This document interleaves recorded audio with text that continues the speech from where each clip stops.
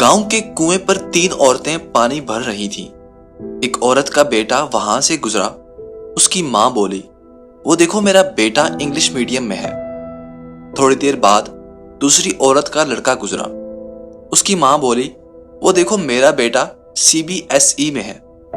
तीसरी औरत का बेटा वहां से गुजरा।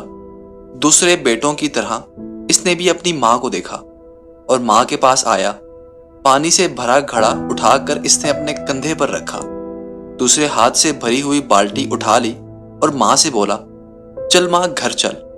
उसकी माँ बोली, ये मेरा बेटा मदरसे में पढ़ता है। उसकी माँ के चेहरे की खुशी देखकर बाकी दोनों औरतों की नजरें झुक गईं।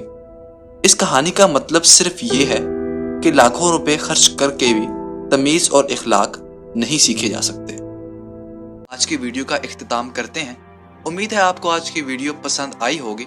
जाने से पहले वीडियो को लाइक करें, आई थिंक फर्स्ट को सब्सक्राइब करें और हमारे इंस्टाग्राम, फेसबुक और टिकटॉक के पेज को फॉलो करना हरगिज ना भूलिएगा। इसी के साथ आपसे इजाजत चाहेंगे। आप सबसे मुलाकात होगी अगली वीडियो में। तब तक के लिए अल्लाह हाफिज।